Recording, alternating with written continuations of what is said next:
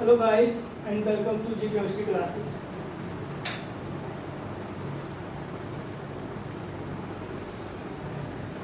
तो हमने स्टार्ट किया हुआ है कुछ इम्पोर्टेंट टॉपिक से लिए हुए question physical chemistry, organic and inorganic जो नीट के एग्जाम में काफ़ी पूछे जाते हैं। देखिए क्वेश्चन आपके सामने है जो कि फिजिकल केमिस्ट्री से है। फिजिकल केमिस्ट्री में केमिकल काइनेटिक्स का एक क्वेश्चन है, तो इसको सॉल्व करिएगा। क्वेश्चन इज दिया क्या है हमें, the rate of reaction A plus B gives product is 3.6 × 10⁻²м पर सेकेंड।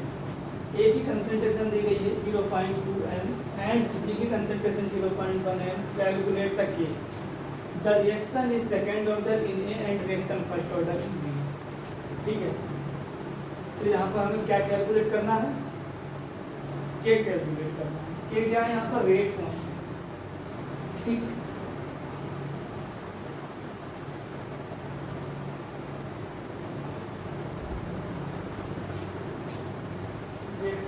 वीडियो को पॉज कीजिएगा, इस क्वेश्चन को सॉल्व करिए।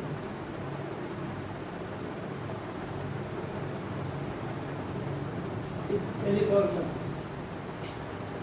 कोई रिएक्शन दी गई है हमें जो कि क्या है, ए प्लस दो रिएक्टेंट है ए और बी जो कि प्रोडक्ट बनाते हैं। अब उसने बोल दिया rate of reaction. Rate of reaction क्या है यहाँ पर, 3.6 × 10⁻²м पर सेकेंड। यहाँ पर उसने यूनिट में कंफ्यूज किया गया, बाकी क्वेश्चन में कुछ नहीं। यूनिट देखेंगे m पर सेकेंड।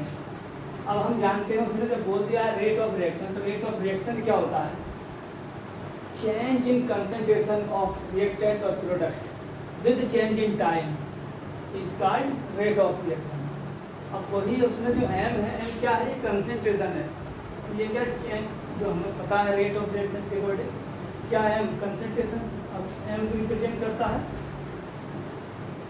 मोल पर लीटर हो सकता है या मोल पर डेसीमीटर की हो सकता है। रेट ऑफ रिएक्शन दिया है,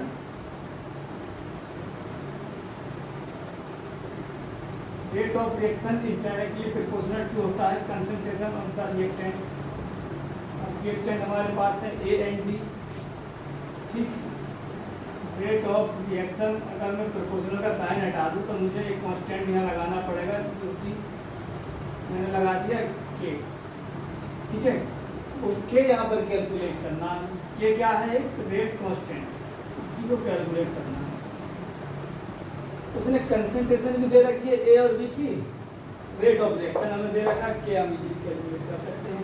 बस यहाँ पर एक बात और ध्यान में रखनी है, second order in A and first order in B. ठीक है, जब हम रेट ला लिखते हैं तो उसमें जो उसकी पावर होती है वही उसका ऑर्डर ऑफ रिएक्शन कहलाता है, रेट ला एक्सप्रेशन। ठीक है, ऑर्डर ऑफ रिएक्शन कैसे कहते हैं, the sum of the power raise to the concentration term in rate law expression is called rate of reaction, order of reaction. अब देखिए rate of reaction मुझे पता है कितना दिया है, 3.6 × 10⁻²। अब m को मैं यहाँ से रिप्लेस करूँगा, m क्या है, मोल पर लीटर हो सकता है, मोल पर लीटर या मोल पर डेसीमीटर की हो सकता है। ठीक है, तो चार तो अब यहाँ पर m ही लेनी चाहिए, m/सेकेंड। ठीक है, उसके बाद के ए की कंसंट्रेशन। अब देखिए इस रिएक्शन को मुझे करना क्या पड़ेगा, क्वेश्चन के अकॉर्डिंग मुझे रिएक्शन का जो रेट ला एक्सप्रेशन है वो मुझे लिखना पड़ेगा, क्योंकि उसने बोल दिया है सेकेंड ऑर्डर है with respect to A, first order है with respect to B. Rate of reaction equal to k into A k respect में हो गई सेकेंड ऑर्डर, बी के रेस्पेक्ट में बोलते हैं फर्स्ट ऑर्डर। ठीक है, ओवरऑल रिएक्शन क्या हो गई हमारे पास, 2 + 1 सेकेंड, थर्ड ऑर्डर। अब के ए की कंसंट्रेशन कितनी है, 0.2 m। अब इसका स्क्वायर करना पड़ेगा, और बी की कंसंट्रेशन कितनी, 0.1 m। m क्या है, मोल पर लीटर, इसकी पावर है। तो बस इसको सॉल्व कर देंगे, ये 3.6 × 10⁻²।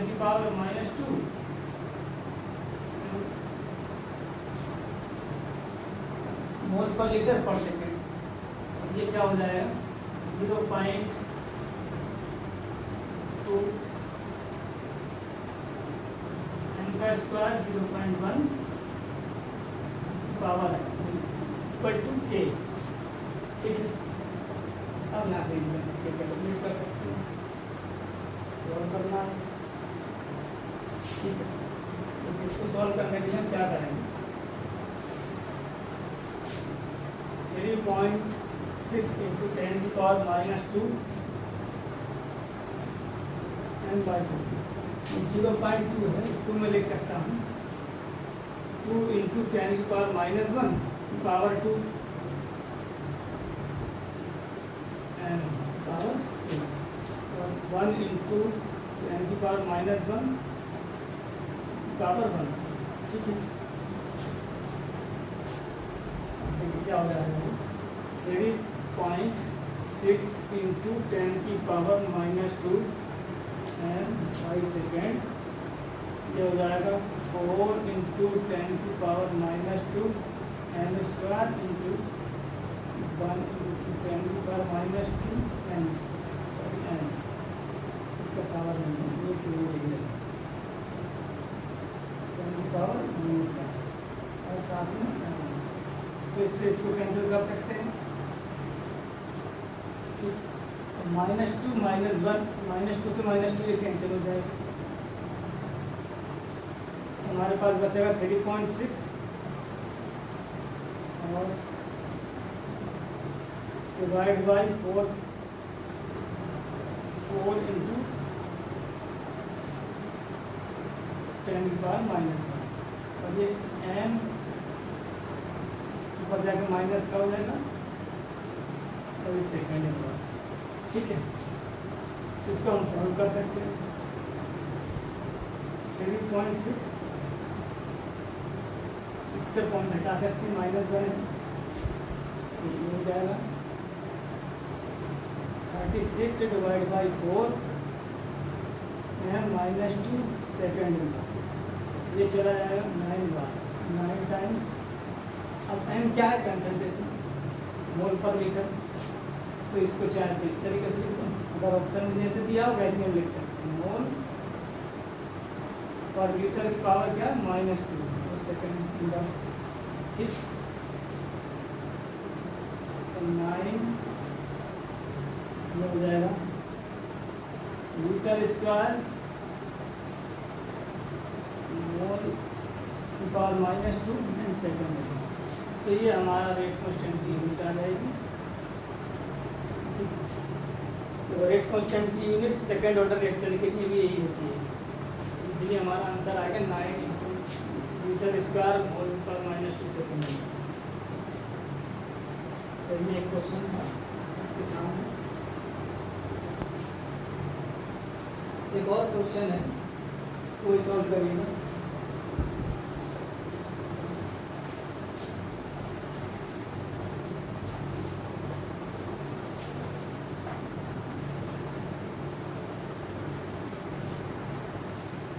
ये जो क्वेश्चन है ऑर्गेनिक केमिस्ट्री से,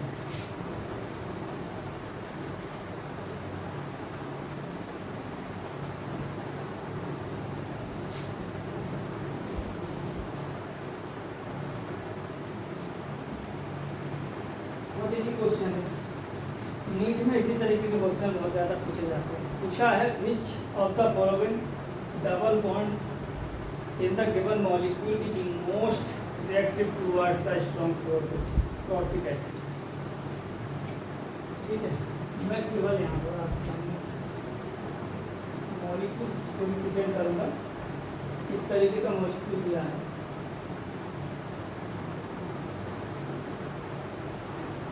मैं डबल बॉन्ड इसमें लगा दिया है और ये डबल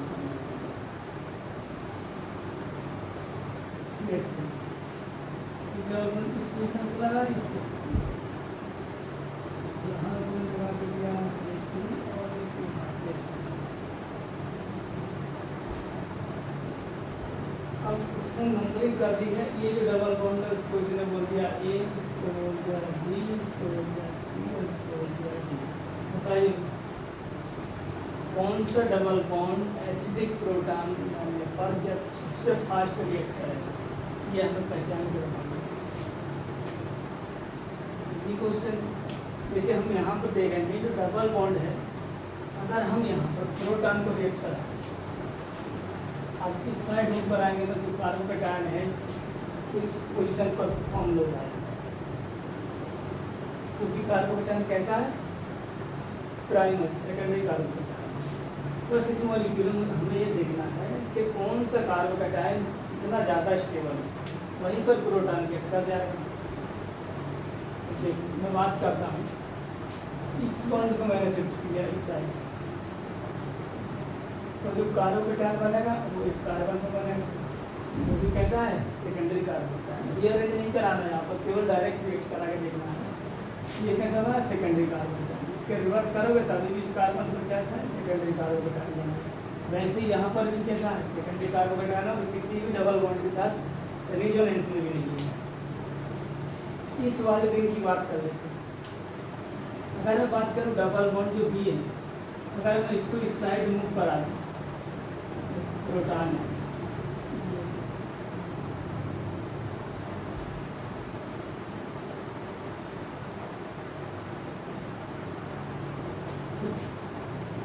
मैंने क्या किया, डबल बॉन्ड को इस साइड मूव करा दिया और H प्लस प्रोटॉन से वेट कराना है। यही पूछा गया है कि चौथा following double bond will be most reactive towards H plus। अब हमने H plus से कैसे हम इसको रिएक्ट कराएंगे, ये डबल बॉन्ड है, इस कार्बन पॉजिटिव चार्ज, ठीक है। अब ये जो पॉजिटिव चार्ज है टर्सरी कार्बोकेटायन है, इसके जस्ट बगल में इस कार्बन का डबल बॉन्ड है। तो यहाँ इन दोनों बॉन्ड से तो ये ज़्यादा रिएक्टिव है। इस वाले को देख लेते हैं,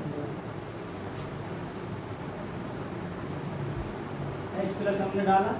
अब ये जो डबल बॉन्ड है, अगर आप इसको इस साइड मूव करा देंगे तो यहाँ पर सेकेंडरी कार्बोकेटायन जनरेट हो जाएगा, लेकिन अगर इस साइड इसको मूव कराएंगे तब हमें देखेंगे कौन सा कार्बोकेटायन मिलेगा, टर्सरी कार्बोकेटायन मिलेगा। और साथ ही साथ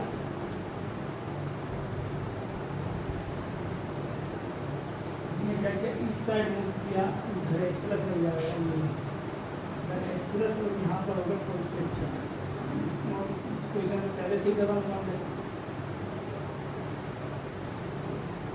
तो ये जो कार्बोकेटायन बना, ये एक तो टर्सरी कार्बोकेटायन है, स्टेबल है। दूसरी बात, ये जो डबल बॉन्ड है इसके साथ रेजोनेंस से भी स्टेबल है, तो ये कार्बोकेटायन सबसे ज़्यादा स्टेबल होगा।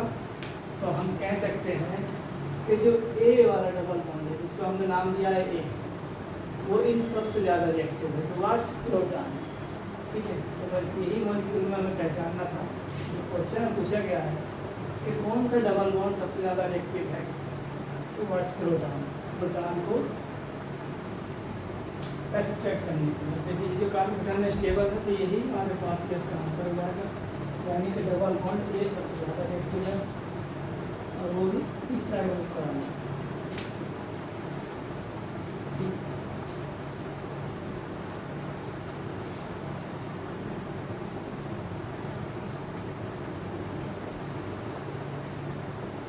ऐसे ही क्वेश्चन हम लेके आते रहेंगे। हमें कमेंट्स बॉक्स में अपनी राय दीजिएगा किस तरीके के क्वेश्चन हम सॉल्व यहाँ पर करें, ऑर्गेनिक के, फिजिकल के या इनऑर्गेनिक के, क्या टॉपिक हम स्टार्ट करें, मतलब किसी सब नीट एग्जाम। अगर कोई टॉपिक जो आपको लगता है कि इसको स्टार्ट किया जाए तो हमें कमेंट्स जरूर कीजिएगा, हम उसको स्टार्ट करें। बाकी इम्पोर्टेंट क्वेश्चन हम यहाँ पर सॉल्व कर रहे हैं और कुछ टॉपिक भी यहाँ पर हम कवर करेंगे। Thanks for watching.